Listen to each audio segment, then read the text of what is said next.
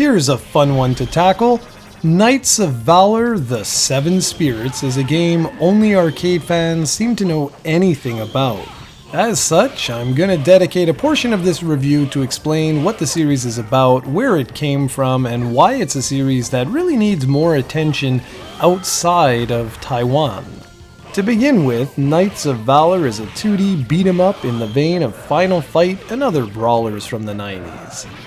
The first game in the series, simply titled Knights of Valor, was released in 1999 for the PGM, or Polygame Master Arcade System. I'll do a video in the future about the hardware, but for now you just need to know that in 1997, Taiwanese company IGS, or International Games System, released an arcade system that closely matched that of the Neo Geo MVS.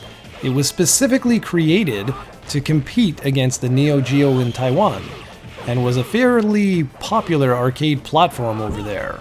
Not only did IGS support the system with in-house developed games, but Cave, yeah, that Cave, Shooter Shmup Cave, released some fantastic shooters on the system, including a couple of great Dodonpachi games and more. Personally, I know the system as the beat-em-up arcade hardware. As well, there are quite a few very solid beat-em-ups released for the PGM, and I plan to cover just about all of them. With the success of the first Knights of Valor, IGS released several follow-ups including Knights of Valor Superheroes in 1999, Knights of Valor 2 in 2000, Knights of Valor 2 Nine Dragons in 2001, and several plus enhanced versions as well. The game you see here, Knights of Valor: The Seven Spirits, was released in 2003 and was the first game, and would remain the only game in the series up until the free-to-play PlayStation 4 release from last year, which was developed on arcade hardware that IGS didn't produce. As such, it's kinda special.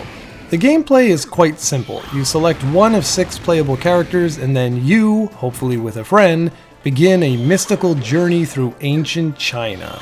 The story is loosely based on Romance of the Three Kingdoms and features a lot of magical elements from that historic novel. What begins as a linear experience quickly becomes so much more, as you can select, often between 3 different areas, which path you want to traverse next. You learn more of the storyline depending on which branch you follow. It's pretty amazing how much content is jam-packed onto this small little cart. The core game is broken down into 7 fairly lengthy chapters, and as I just said, each chapter is broken down into a series of different areas. You can skip all the side quests if you want to just hightail it for the end game, or you can try and do absolutely everything possible.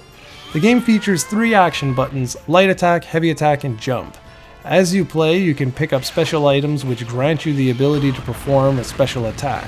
These attacks are performed by pressing either the 2 action buttons together, or heavy attack and jump together.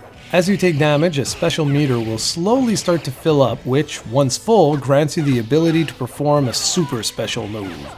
Doing so requires you to press all 3 action buttons together at once, and then for a very short period of time you can perform an endless barrage of special moves against your enemies. As you can tell, there's a lot of double and triple button presses, but thanks to this being an arcade game, it's extremely easy to pull off. Regular button mashing works for most generic attacks against standard enemies, and while bosses do require a bit more thought, you can actually perform some fairly complex combos once you learn the system. For example, you might press light, light, heavy attack, or heavy, light, heavy attack, etc. It takes a little bit of trial and error to discover which combinations work best, but since this is a brawler, you'll have lots and lots of opportunities to try new things out.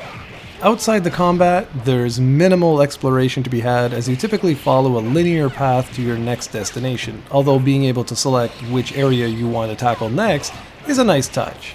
There are also a few odd additions to the game though, such as only having 10 seconds to make it out of a burning building when the stage first loads, or having to make your way through a stream of possessed statues.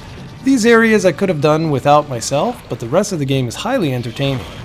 Yes, enemies repeat themselves quite often, or feature nothing more than a palette swap, but that's to be expected of a beat-em-up.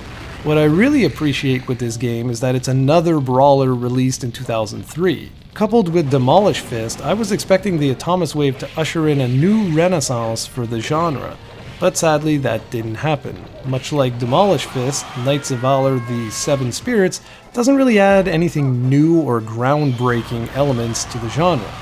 The special moves you pull off are cool, but that's about it.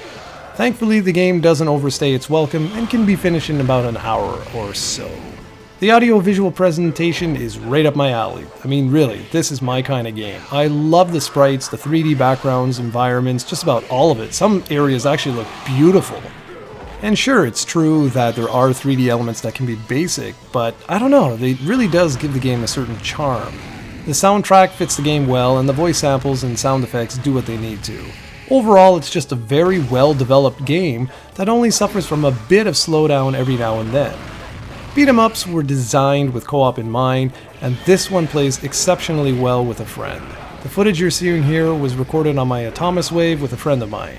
We had an hour of mindless fun, and this game is a very, very easy recommend, but alas, yet again, has not been released on a home console. So if you'd like to play it, you're either going to have to hunt down an Atomiswave and the game, or emulate it. You know which method is easier. It might seem like Knights of Valour is just another beat-em-up, but it features great production values, is a blast to play, especially with a buddy, and comes from a long-running, albeit often unknown series. I highly recommend fans of the genre check this one out, any way they can.